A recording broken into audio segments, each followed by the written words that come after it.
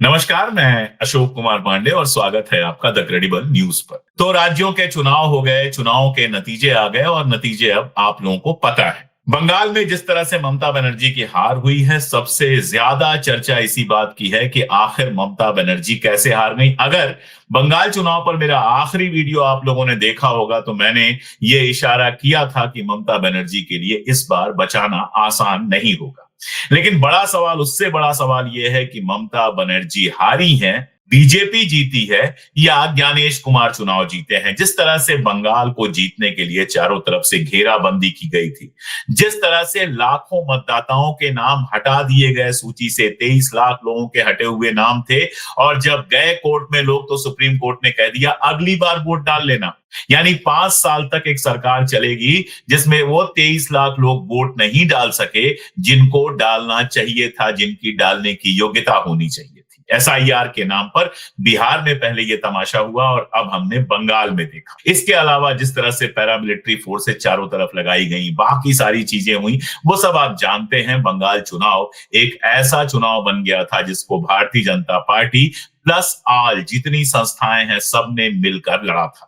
IUPAC के जो वहां के डायरेक्टर थे, जो बंगाल में चुनाव देख रहे थे टीएमसी का, उनके ऊपर केस किया गया। चलते चुनाव के बीच में सारी तरह की चीजें हुई, उनके घर पुलिस पहुंच गई, ईडी पहुंच गई, और उसके बाद चुनाव जब खत्म हो गया तो लोअर कोर्ट में जब वो गए जमानत के लिए तो ईडी ने चुनौती भी नहीं दी, केस खत्म हो गया।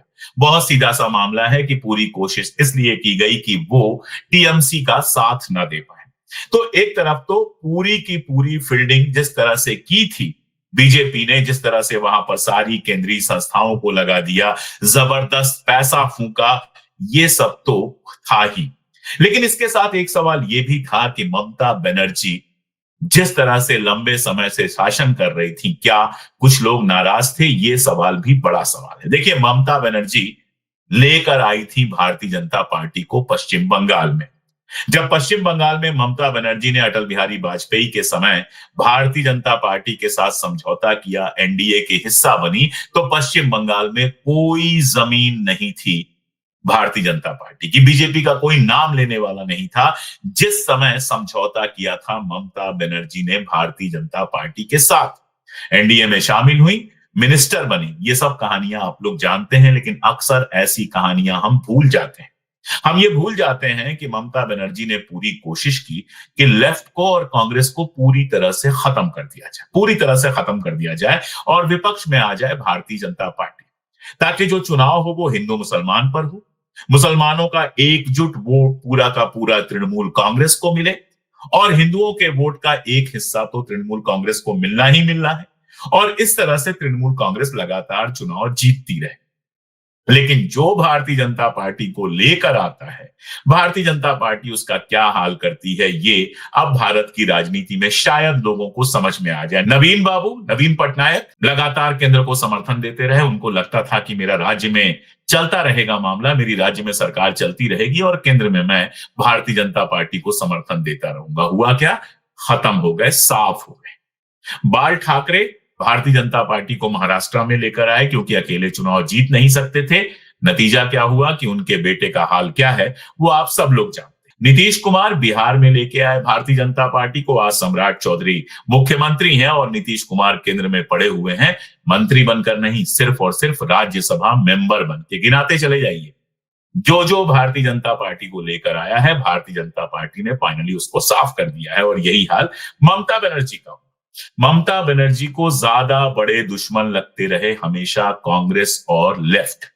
लोकसभा चुनाव हो, विधानसभा चुनाव हो, उन्होंने गठबंधन करने की कभी कोशिश नहीं की। इंडिया गठबंधन में थी वो जरूर, लेकिन कभी भी बंगाल के अंदर उन्होंने कांग्रेस या लेफ्ट के साथ समझौता करने की ज्यादा कोशिश नहीं की। उनका जोर इस बात पर रहता था कि किस तरह से कांग्रेस और लेफ्ट को खत्म कर दिया जाए। और आप देखिए, इस बार जब ममता बनर्जी कमजोर पड़ी हैं तो कांग्रेस और लेफ्ट दोनों का कम से कम खाता खुला है। दोनों के नाम लेवा 2-2, 3-3 विधायक होंगे विधानसभा के अंदर, वरना इन दोनों को 0 पर समेट दिया था। पिछली बार अधीर रंजन चौधरी को लोकसभा का चुनाव हरवाने के लिए क्या क्या तिकड़म नहीं किया था दीदी ने, सब जानते हैं। दूसरा जो मैंने पहले भी सवाल उठाया था, बाकी स्टेट्स पर भी बात करूंगा, लेकिन जो मैंने पहले भी सवाल उठाया था, आप लगातार 3 बार, 4 बार, 5 बार मुख्यमंत्री बने जा रहे हैं, गद्दी छोड़ने को आप बिल्कुल तैयार नहीं है। आप इस बात के लिए तैयार नहीं है कि एक नई पीढ़ी है, नई पीढ़ी के रूप में आप अपने भतीजे को आगे बढ़ा रही हैं। जबकि एक से एक शानदार नेता तृणमूल कांग्रेस के अंदर थे, लेकिन तृणमूल कांग्रेस के उन नेताओं को कभी इस तरह से प्रोजेक्ट नहीं किया गया कि दीदी के बाद वो विरासत संभालेंगे या वो मुख्यमंत्री बनेंगे। दीदी आराम से केंद्र में जा सकती थी। गद्दी का ऐसा मोह कि लगातार वही मुख्यमंत्री बनती रहेंगी, सादगी वगैरह सब ठीक है। सब जानते हैं कि दीदी बहुत सिंपल घर में रहती हैं, बहुत सिंपल तरीके से चलती हैं, कोई दिखावा नहीं है, सब जानते हैं। लेकिन गद्दी से मोह तो दिखाई देता है ना। आप अपनी अगली पीढ़ी को गद्दी देने को तैयार नहीं है तो एक ही चेहरा देखते देखते जनता कई बार ऊब भी जाती है। जो प्रचंड बहुमत भारतीय जनता पार्टी को मिला है उसका एक कारण एसआईआर है, एक कारण ज्ञानेश कुमार की सारी फील्डिंग है, लेकिन एक कारण ममता बनर्जी की राजनीति है। देखिए पश्चिम बंगाल में वाम के जमाने से जब लेफ्ट था तब से ही वहां पर जबरदस्त चुनावी हिंसा, चुनाव के पहले की हिंसा और चुनाव के बाद की हिंसा होती रही। ममता बनर्जी आई और वो हिंसा कुछ ऐसा उन्होंने अपना सामाजिक बेस बनाया कि उस हिंसा का पावर उनके हाथ में आया। सत्ता में आने के बाद तो वैसे भी आ जाता है, पुलिस आपके पास होती है, और उन्होंने उस हिंसा का इस्तेमाल कांग्रेस और लेफ्ट को खत्म करने के लिए किया। अब भारतीय जनता पार्टी आती है जिसके पास राज्य में तो पुलिस नहीं है लेकिन सेंटर का पावर है, तो वो एक अलग तरह की हिंसा है जहां सीआरपीएफ है, जहां सीएपीएफ है। हम लोगों ने वीडियो देखा था कि भाजपा के लोग तृणमूल कांग्रेस के लोगों को पीट रहे हैं लेकिन सीआरपीएफ तमाशा देख रही है। तो सीआरपीएफ है, सीएपीएफ है, ईडी है, इनकम टैक्स है और चुनाव आयोग है सेंट्रल की। ये ताकतें हैं जिनके भरोसे लगातार भारतीय जनता पार्टी जो कह रही थी कि ममता दीदी की गुंडई को हम रोकेंगे, तो वो एक स्टेट के पावर की गुंडई को सेंट्रल के पावर की गुंडई से रोकने का मामला था। और जाहिर है सेंट्रल का पावर चुनाव जैसे मामले में ज्यादा होता है क्योंकि चुनाव आयुक्त को कराना होता है। राज्य की पूरी मशीनरी चुनाव आयुक्त के अंडर में काम कर रही होती है और ऐसे में अपने कार्यकर्ताओं की हिफाजत भी वो अच्छे से कर सकते हैं और तृणमूल कांग्रेस की मुखालफत भी अच्छे से कर सकते हैं। तृणमूल कांग्रेस के कार्यकर्ताओं को कंट्रोल भी अच्छे से कर सकते हैं। वो उन्होंने किया और पश्चिम बंगाल में जीत हासिल हुई भारतीय जनता पार्टी को। इससे क्या बदलेगा? पहली बात तो जो बदलेगी वो ये कि बंगाल के अंदर की राजनीति अब अलग तरह की होगी। जो हिंसा, जो सारी चीजें आसाम में लगातार देखी गई हैं, वो आपको बंगाल में देखने को मिल सकती है। और पावर जो चेंज होता है, क्योंकि इसमें हिंसा का स्थान है दीदी की तरफ से भी और इधर से भी। अभी आज ही खबरें आने लगी कि टीएमसी के दफ्तर कराए गए कई जगहों पर और सारी चीजें हुई, तो ये प्रक्रिया और बढ़ेगी। जाहिर तौर पर टीएमसी खुद को बचाने के लिए रिटेलिएट करेगी और इसमें हिंसा बढ़ सकती है। कोर्ट केसेस हो सकते हैं, खासतौर पर जो दीदी के भतीजे हैं अभिषेक बनर्जी, उनके खिलाफ केस हो सकते हैं और भी बहुत कुछ हो सकता है। राष्ट्रीय राजनीति पर इसका असर ये पड़ेगा कि ममता दीदी जिस तरह से इंडिया गठबंधन के अंदर होते हुए भी बाहर रही हैं, शायद अपनी पोजीशन पर दोबारा सोचे। वैसे मुझे लगता है कि कांग्रेस को भले 2 या 3 सीट मिली है लेकिन कांग्रेस को खुद को कंसोलिडेट करने की कोशिश करनी चाहिए। एक और बड़ी बात हुई है, स्टालिन की हार जिस तरह से हुई है, अगर तमिलनाडु को देखें, स्टालिन की हार जिस तरह से हुई है वो लंबे समय के बाद दक्षिण में द्रविड़ राजनीति का खात्मा एक तरह से आप कह सकते हैं, एक तरह से कह सकते हैं द्रविड़ राजनीति किनारे हो गई है। वरना किसी न किसी द्रविड़ पार्टी के बीच में ही मुकाबला रहता था और उन्हीं में जीत हार होती थी। कभी एआईएडीएमके जीतती थी, कभी डीएमके जीतती थी। हम लोग वो दौर भी देखा है हमने जब जयललिता और करुणानिधि के बीच मुकाबला था। करुणानिधि साहब की डेथ हो गई, उनकी जगह पर उनके बेटे आ गए। जयललिता के बाद एआईएडीएमके कमजोर हुई थी, उसने भारतीय जनता पार्टी के साथ समझौता किया और इस बार ठीक ठाक प्रदर्शन किया है। बहुत समय तक तो नंबर 2 पे रही, लेकिन टीवीके का जो प्रदर्शन था, जो विजय का प्रदर्शन था, सिनेमा के स्टार थे, वो तो कमाल का था और लगभग आप देख रहे हैं कि पूर्ण बहुमत तक पहुंच गए। वहां भी आपको ये बात देखनी पड़ेगी, केवल ये कहने से काम नहीं चलेगा कि सिने स्टार्स वहां पर बड़े होते हैं वगैरह वगैरह। कई सिनेमा स्टार्स पहले भी आ चुके हैं। आपको देखना ये पड़ेगा कि वहां भी जनता की द्रविड़ राजनीति से नाराजगी दिख रही है और वहां कांग्रेस की एक बड़ी गलती भी आपको दिखाई दी। स्टालिन बिल्कुल ठीक है, वो राहुल गांधी के साथ बड़ी बराबरी के फोटो खिंचाते हैं, सब कुछ खिंचाते हैं, लेकिन कांग्रेस की दिक्कत यह है कि जहां जहां उनका समझौता रीजनल पार्टीज से है, वो रीजनल पार्टीज बिल्कुल नहीं चाहती कि कांग्रेस के पास कोई ताकत आए। वो चाहती हैं कांग्रेस बहुत छोटी बनकर, बहुत कमजोर बनकर बैसाखियों पर हमारे सहारे रहे, हमेशा लगातार। सारी पार्टियों को आप उठाकर देख लीजिए। आप देखिए बिहार के अंदर आरजेडी कभी नहीं चाहती कि कांग्रेस मजबूत हो। अखिलेश जी काफी हद तक खुले हैं, लेकिन उसके बावजूद अखिलेश जी के बारे में मैं नहीं जानता, लेकिन समाजवादी पार्टी भी इस बात को बहुत नहीं पसंद करती है कि कांग्रेस को ताकत मिले। दरअसल सारे क्षेत्रीय दल जो बड़े हुए हैं किसी न किसी तरह से कांग्रेस के वोट बैंक पर कब्जा करके बने हैं। तो सबको यह डर रहता है कि कांग्रेस अगर मजबूत हो गई तो कहीं ऐसा ना हो कि हमारा वोट बैंक चला जाए। इसका फायदा भारतीय जनता पार्टी को मिलता है। जहां तक तमिलनाडु का सवाल है, स्टालिन ने बहुत कम सीटें दी, 26-28 सीटें दी कांग्रेस को। कहा यह जा रहा है कि टीवी के जो विजय की पार्टी है जो इस बार जीती है, वो कांग्रेस को ज्यादा सीटें देने के लिए तैयार थी, 70 से ज्यादा सीटें देने को तैयार थी और लोकसभा में 50-50 के फॉर्मूले पर चुनाव लड़ने को तैयार थी। यानी आधी सीटों पर आप लड़िए और आधी सीटों पर हम लड़ेंगे, और साथ में सरकार अगर बनती है तो सरकार में साझेदार बनाने यानी कि मिनिस्ट्री वगैरह भी देने के लिए तैयार थी, जबकि स्टालिन इनमें से किसी चीज के लिए तैयार नहीं। बताया यह जा रहा है कि राहुल गांधी चाहते थे कि टीवीके के साथ समझौता हो। राहुल गांधी का मानना था कि स्टालिन जो कुछ कांग्रेस को दे रहे हैं वो अपमानजनक है, वो हमारे लिए नुकसानदायक है। राहुल गांधी इस बात को कह रहे थे उस जमाने में जब ये बातचीत चल रही थी, लेकिन खड़गे साहब और सीनियर लीडर्स ने मिलकर डीएमके के साथ जाना चुना, जिसका नुकसान आज कांग्रेस को हुआ है। सोचिए टीवीके के साथ होती वो और दोनों मिलाकर पूर्ण बहुमत में आ जाते तो आज तमिलनाडु में इसको कांग्रेस की जीत कहा जाता, लेकिन डीएमके के साथ गए और हारी हुई पार्टी के साथ शामिल हो गए। हालांकि टीवीके को जितनी सीटें मिली हैं, 5 या 6 सीटों की उनको जरूरत है सरकार बनाने के लिए, पूर्ण बहुमत से इतना पीछे हैं और कांग्रेस उसमें सपोर्ट कर सकती है, लेफ्ट सपोर्ट कर सकती है।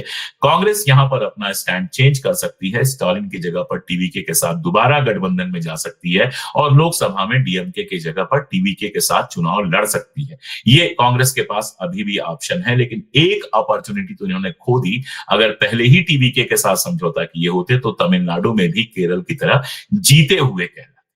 केरलम का मामला मजेदार है, लगातार सरकारें वहां पलटती रही हैं, वहां की जनता होशियार है, रोटी पलटती रहती है। एक बार कांग्रेस को लाती है, एक बार लेफ्ट को ले आती है। पिछली बार 2 बार लेफ्ट को ले आई थी, इसलिए इस बार मान के चला जा रहा था कि यूडीएफ जीतेगी और वही हुआ। यूडीएफ यानी कांग्रेस प्लस आप कह सकते हैं, अच्छी खासी सीटों से जीती है और अब ये बहस है कि वहां मुख्यमंत्री कौन बनेगा।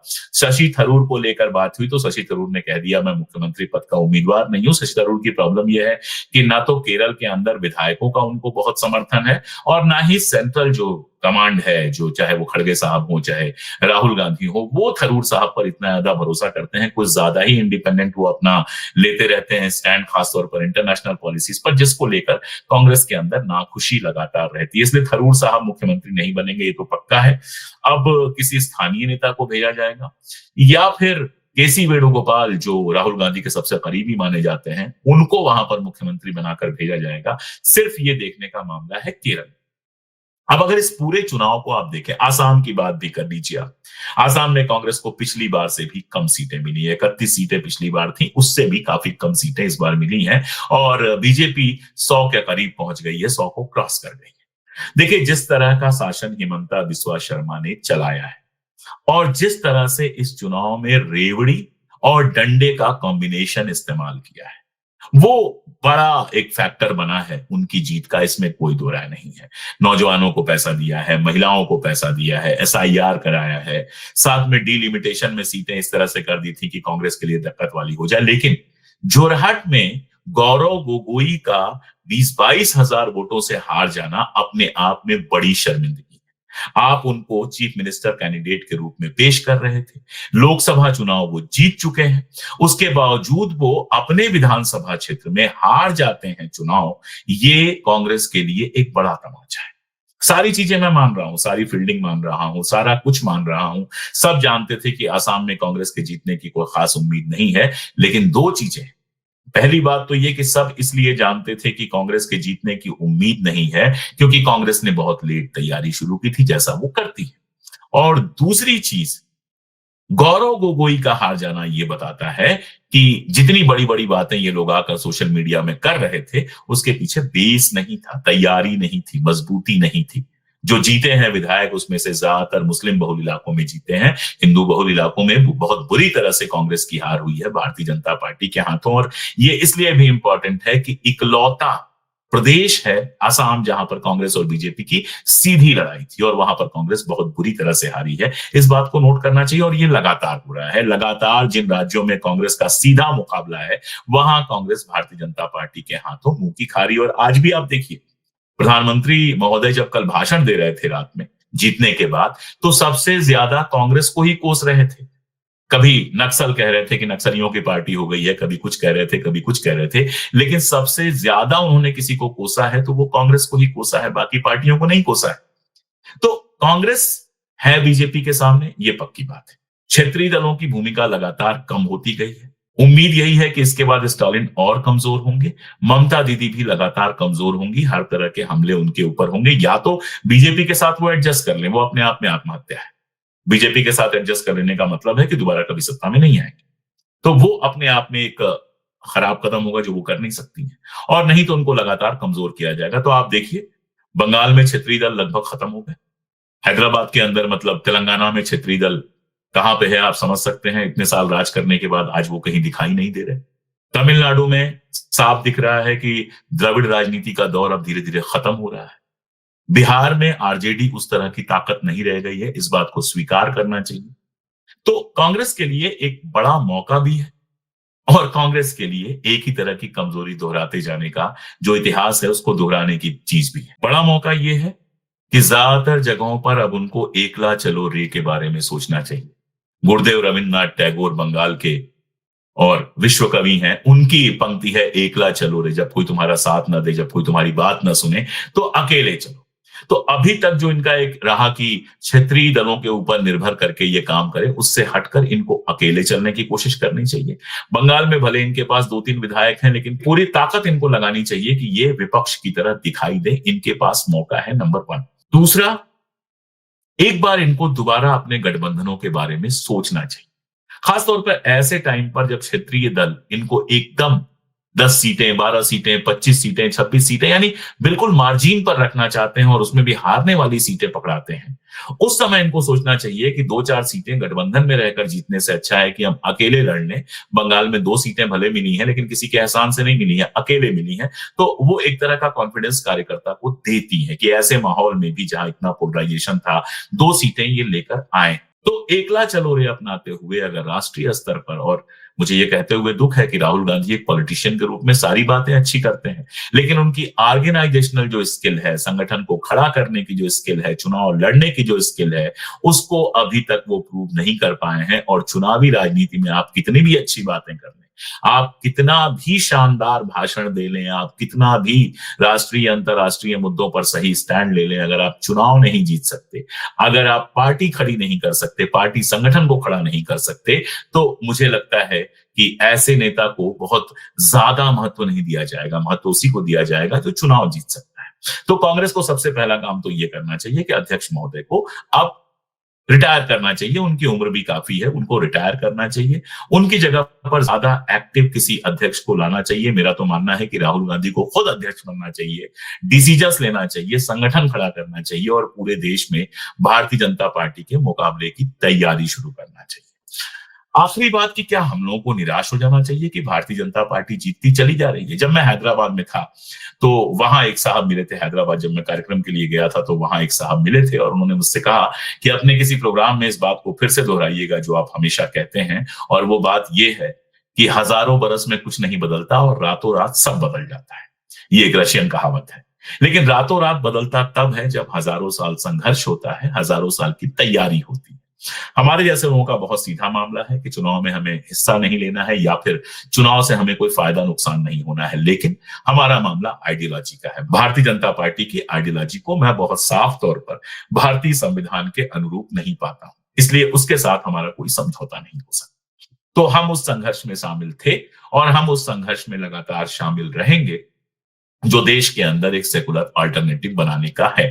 चुनाव कोई जीते, चुनाव कोई हारे, हमारा काम खत्म नहीं होगा। यहां तक कि अगर भारतीय जनता पार्टी हार भी जाती है और कोई और पार्टी सत्ता में आ जाती है तो भी हमारा काम खत्म नहीं होगा। तो हम तो संविधान के लिए, देश के लिए, देश की जनता के लिए लगातार बोलते रहेंगे, लेकिन चुनाव लड़ना तो विपक्ष की पार्टियों को ही है और कांग्रेस विपक्ष की सबसे बड़ी पार्टी होने के नाते इस बात के लिए जिम्मेदार रहेगी ही कि भारतीय जनता पार्टी लगातार बढ़ती जा रही है और आप लगातार कमजोर होते जा रहे हैं। इसलिए आपसे शिकायत, आपसे सवाल फिलहाल लगातार होता रहेगा। ये चुनाव पे मेरी अपनी समझ थी। अगर 2 लाइन में बोलना हो तो मैं ये बोलूंगा कि कांग्रेस केरलम में जीती है और बीजेपी कहीं नहीं हारी है। ये इस चुनाव से निकल कर आया है। अब बड़ा सवाल एक ये भी है कि ये जनता का जनादेश है या चुनाव आयोग का ज्ञानादेश है। ये भी एक सवाल है और इस सवाल को कैसे हल किया जाए, ये अपने आप में और बड़ा सवाल है। आपको क्या लगता है कमेंट में जरूर बताइएगा। बाहर हूं मैं, जल्दी ही लौट रहा हूं और उसके बाद स्टूडियो से आप लोगों से लगातार मुलाकात होती रहेगी। आज के लिए इतना ही। बहुत शुक्रिया।